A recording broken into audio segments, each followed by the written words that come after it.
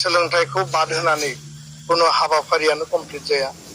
जिखिनि बे रायजोफोरनि सुबिदा होदों बा सुबिदा मोननो नागिरदों बे जोबोद बाख्नायथाव। आयुष्मान कार्ड साफ्रोमबोनि लेभेलावहाय साफ्रोमबो पेसेन्टआ साफ्रोमबो आइ कार्ड थायोबा बेवहाय आयुष्मान कार्डआ जोंनाव एभेल जायो। फ्रि अफ कस्ट जोंनाव फ्रि अफ कस्ट सार्जारि जायो।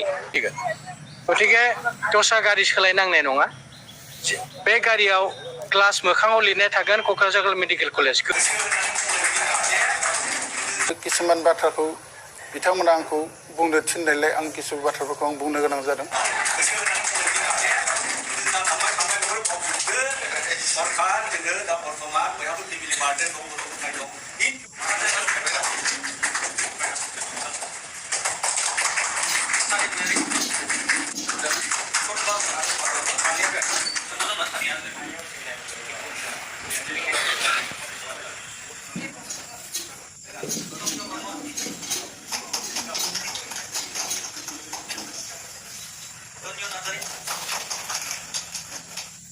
আজি ইয়াতে আমাৰ গোসাইগাঁও ডিষ্ট্ৰিক্ট ইউথ BPF-ত যিবিলাক মেইন কৰ্মী আছিল বা আমাৰ BPF যুৱ শাখাক যিবিলাকে নেতৃত্ব বহন কৰিছিল গোসাইগাঁও অঞ্চলত, তেখেতসকলে আমাৰ UPPL-ৰ নীতি আদৰ্শটো ভাল পায় আৰু আমি যে 10 বছৰ পিছত এজন MP পাবলৈ সক্ষম হ'লোঁ।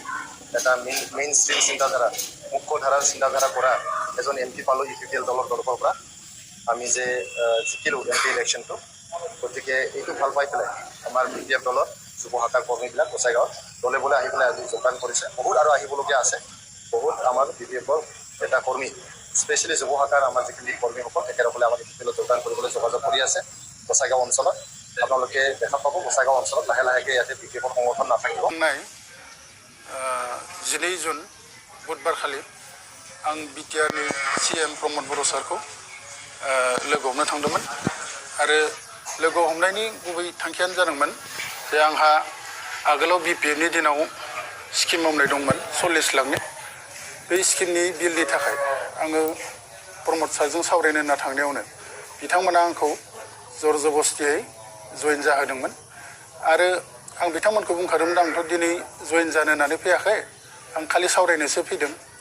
बेयावनो बिथांमोना आंखौ जर जबस्ति खालामनाय जादों आरो किसुमान बाथ्राखौ बिथांमोना आंखौ बुंनो थिननायलाय आं किसु बाथ्राफोरखौ आं बुंनो गोनां जादों।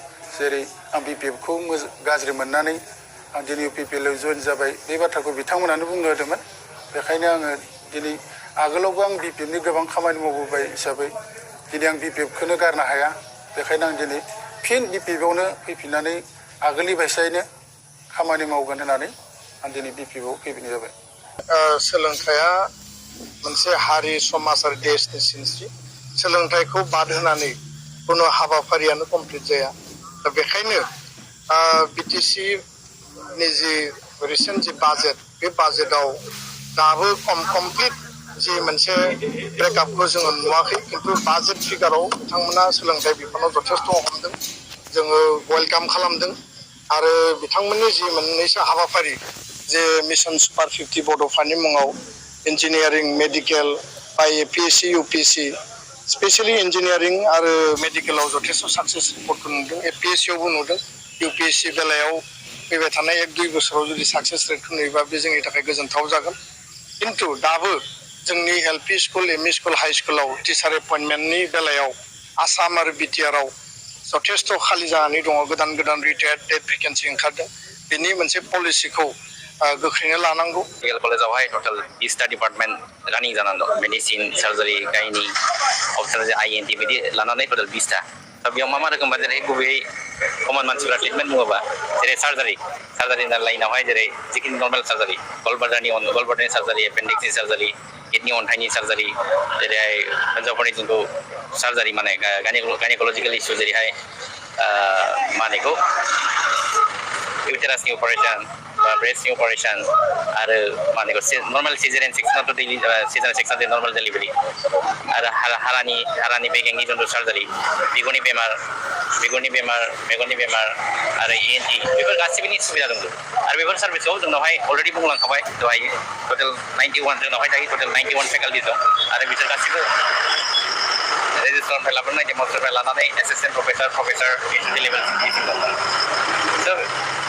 बिनि रायजोफ्रा दिनै जिखिनि ट्रेन्सपर्ट डिपार्टमेन्टनिफ्राय बा आन्डार डाइरेक्टिभ्स अफ बिटिसि बिटिआर सरकारनिफ्राय जिखिनि बे रायजोफोरनि जिखिनि सुबिदा होदों बा सुबिदा मोननो नागिरदों बे जोबोद बाख्नायथाव बा बिनिफ्राय डाइरेक्ट बिनि पेसेन्टफ्रा खाथि खालानि जेरै हाथिसारा दादगारि रुनिकाटा बा सान्तिपुर जेरैहाय गुरुबासा बेफोरनि पेसेन्टआ दा डाइरेक्टलि जोंनि मेडिकेल कलेजाव थांनानै सुबिदाखौ लानो हागोन दा जोंथ' जेबो जायाखैबो जोंथ' मानसिनावथ' हेल्थनि इस्युआ थाबाय थायो हेल्थनि परामर्सखौ मिनिमाम रेटआवनो लानो हागोन आरो गिदिर बेमार जादोंबाथ' माखासे फल' आप इनभेस्टिगेसन लानानै जिखिनि ट्रिटमेन्ट मोननांगौ जानांगौ बेयावनो जाजोबगोन आरो दा बे रायजोफोरनि थाखाय बे जोबोद गोसोआव लाना रायजोफोरा बेखौ गोसोआव लानांगौ आरो सुबिदाखौ सरकारि सुबिदाखौ लानांगौ आरो जिखिनि फ्रि सुबिदा थायो जेरै आयुष्मान कार्ड साफ्रोमबोनि लेभेलावहाय साफ्रोमबो पेसेन्टआ साफ्रोमबो आइ कार्ड थायोबा बेवहाय आयुष्मान कार्डआ जोंनाव एभेल जायो फ्रि अफ कस्ट जोंनाव फ्रि अफ कस्ट सार्जारि जायो फ्रि अफ कस्ट किसुमान बेमारा जिखिनि ट्रिटमेन्ट मोनो बेखौ गासिबो लानो हागोन नैबे दादगिरिनिफ्रायनो फुंनि 9टायाव बे स्टार्ट जागोन ओमफ्राय बे डाइरेक्ट कलेजसिम थांगोन बियो